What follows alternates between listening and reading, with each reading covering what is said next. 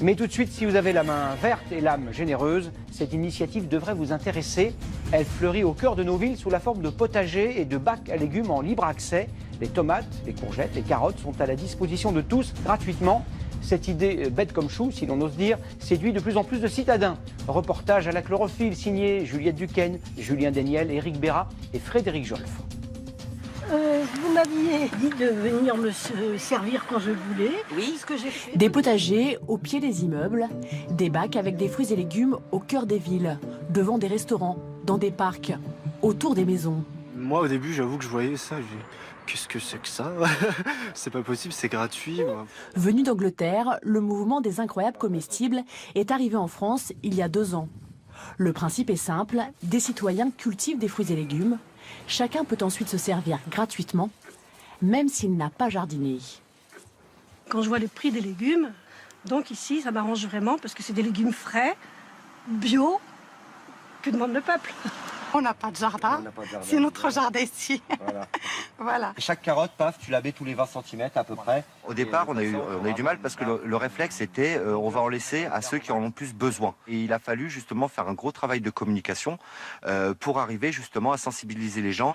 Aujourd'hui, les habitants commencent à prendre l'habitude de se servir et il y a très peu de dégradation. Et le fait que c'est gratuit, oui, je pense que voilà, il n'y a pas de vol déjà. Et voilà, il n'y a pas de vol, on ne peut pas voler quelque chose de gratuit. Seule contrainte, il faut quelques bénévoles dans chaque ville pour planter, entretenir ou encore récolter les graines de blettes. Si on devait acheter nos graines, 5 € le paquet, ou voilà, qui ne se reproduisent pas, je vois pas comment on pourrait faire des espaces gratuits comme celui-là.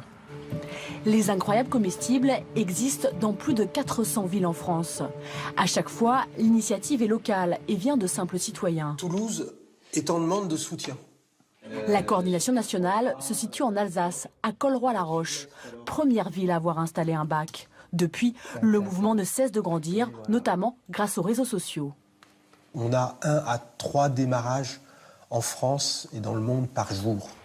En moins de 3 ans, les habitants de la ville pilote en Angleterre ont réussi à se nourrir à 83% avec des produits locaux. Aujourd'hui, la proposition des incroyables comestibles, c'est d'atteindre l'autosuffisance alimentaire. Par le choix conscient de manger local, de manger bio, de manger solidaire avec les circuits courts, c'est tout à fait possible.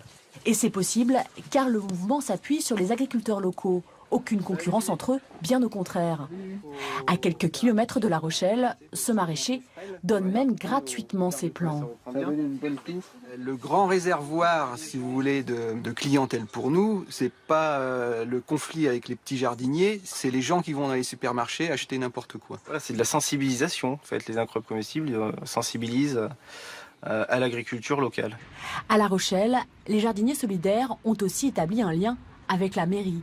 Dans la plupart des villes, les pouvoirs publics offrent des bouts de terrain. Les incroyables comestibles sont des lieux de rencontre. On va maintenant mettre une couche de déchets bruns, donc... Dans ce quartier HLM, le jardin de 100 mètres carrés est devenu un terrain de jeu partagé par toutes les générations. Qu'est-ce que c'est bon, les mains dans la terre?